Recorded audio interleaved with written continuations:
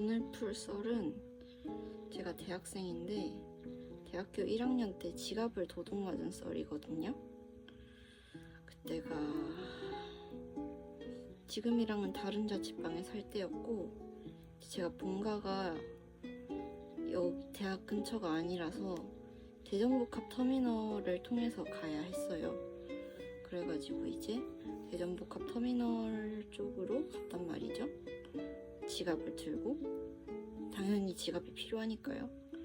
그래서 이제 대전복합 터미널에 가서 버스 환승을 하려고 기다리고 있었어요. 그때 가방을 메고 있었고, 가방 안에 지갑을 넣어뒀는데 화장실을 갔다 온다고 였나 아니면 뭐 편의점에 간다고 였나 잠깐 가방을 의자에 두고 그렇게 자리를 비웠었단 말이에요. 솔직히 5분도 자리를 안 비웠던 것 같아요.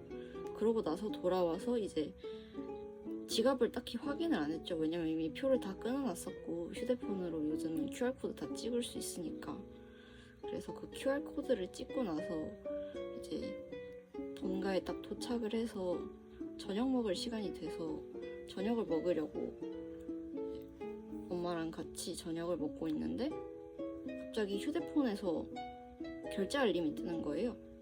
저는 그때 당시 사용했던 카드에 결제 알림을 걸어뒀어가지고 뭔가 결제가 되면 바로 뜨게 돼 있었는데, 근데 이상하잖아요. 정기 결제가 그날 되는 날도 아니었고 뭔가 딱히 막 구독 서비스가 결제되는 날도 그날은 아니었고, 그래서 이상하다고는 생각을 했어요.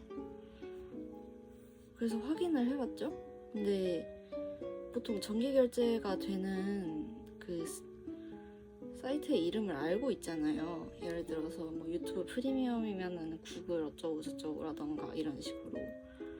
그래서 확인을 해봤는데 전혀 듣도 보도 못한 웬 사업자의 결제가 돼 있더라고요. 근데 여러분 그거 아세요? 이건 꼭 아셔야 되는데, 그 카드사에 들어가면 카드 결제가 현장 결제 시 어디서 결제됐는지를 알 수가 있어요. 그러니까 카드 도난 당하셨는데 모르시고 정지를 안 하셨다. 그럼 바로 체크를 해보십시오.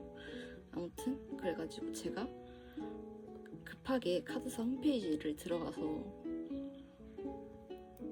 체크를 한 적이 있어요. 체크를 해보니까 어디였지? 충청북도? 경상북도? 어디 북도 쪽에서 제가 살고 있는 지역이 아니었거든요.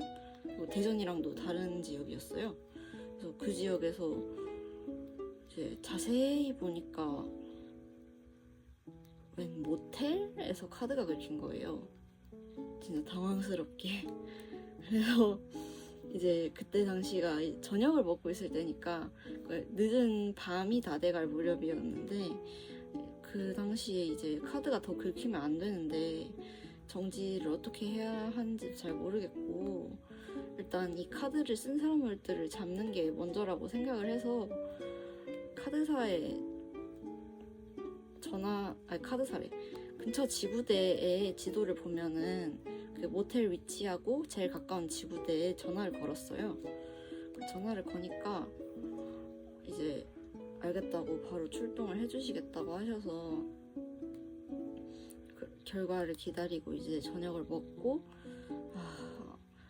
내가 지갑을 따로 빼놓은 적도 없는데 지갑이 왜 없지? 이런 생각을 했었는데, 딱 연락을 받으신 분이, 저는 그 당시에 누가 훔쳐간 줄도 몰랐어요. 다시 연락이 왔는데 지구대 경찰 분께서 모텔에서 카드를 긁으셨고, 긁은 분은 여자분이고 남녀 둘이 방에서 나왔다는 거예요. 그 카드를 이제 찾으러 문을 두드리니까. 진짜 황당하죠. 그래서 저는 그 얘기를 듣고 이제 이게 무슨 말도 안 되는 소리지? 나한테 왜 이런 일이 일어나지? 혹시 오늘, 그래서 뭐 일단은 네 알겠습니다. 그러면은 카드를 먼저, 제가 그 당시에 본가에 딱 이틀만 있고 다시 대학 쪽으로 자취방에 올라오는 상황이었어서 카드를 먼저 대학 쪽 우체국으로 보내주실 수 있냐 이렇게 말씀을 드려서 배송을 받았어요. 그러고 올라가서 이제 저는 그 당시에 지갑 자체가 없어진 걸 그때 알고 나서 너무 당황해서 어떡하지 이러고 있는데, 이야기를 들어보니까 그 도둑 놈들이 저의 지갑을 그대로 두고 안에서 현금이랑 카드만 쏙 빼간 거예요. 그래서 지갑을 분실물센터에 맡겼대요. 또 대전복합터미널에. 이걸 고마워해야 하는 건지 욕을 해야 되는 건지, 아무튼 그래서 대전복합터미널에서 그걸 맡겼어요.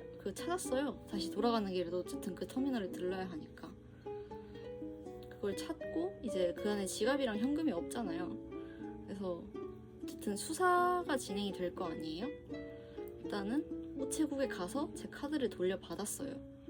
제 카드를 이제 제가 수업을 듣느라고 집에 바로 받을 수 있는 상황이 아니었어서 카드를 우체국 쪽으로 가서 그 배달원 분께서 맡겨주신 걸 그대로 찾고 카드랑 지갑이랑 다 찾은 다음에, 근데 어쨌든 제 5만 원이랑 현금들이 다 긁히고 사라지는 거잖아요.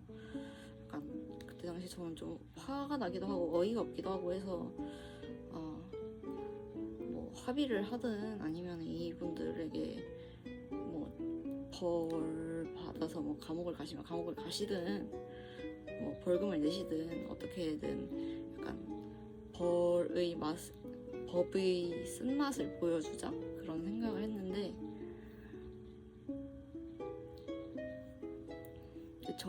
제가 그 당시에 이제 그걸 잃어버려서 카드가 긁힌 지역이 대학이 있는 지역도 아니고 본가 쪽도 아니라고 말씀을 드렸잖아요. 그래서 이제 그 담당 형사분께서 저희 지역으로 오셨어요. 제가 갈 수 있는 상황이 못 돼서 정말 감사하게도. 그래서 제 자취방에 오셨는데, 이제 저는 처음에는 그래도 감옥까지 가는 건 조금 아닌 것 같기도 하고 그냥 합의를 해서 끝내고 싶다 이런 생각했거든요. 그냥 내 카드에서 쓰인 돈만 돌려받을 수 있으면 좋겠다 그렇게 생각을 했어요.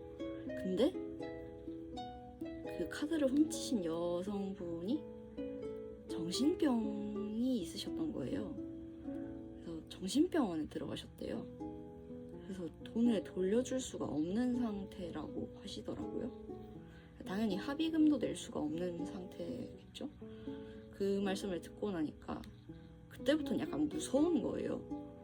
제가 뭐가 무서웠냐면, 제가 만약에 합의가 안 되면 이분을 뭐 어쩌고저쩌고 징역형을 원합니다 땅땅땅 이렇게 말을 했다고 했을 때 그분이 무슨 원한을 가지고 저를 찾아와서 해코지를 할지 모르는 일이잖아요.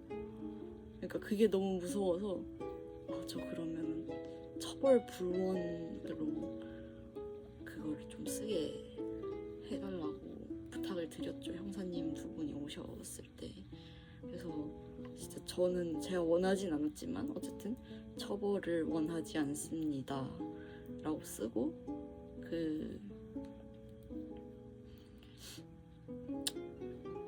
끝냈습니다. 사건을 그렇게. 진짜 황당하지 않나요? 지갑을 훔쳤는데 그걸 모텔에서 긁어? 그리고 또 그거를 어떻게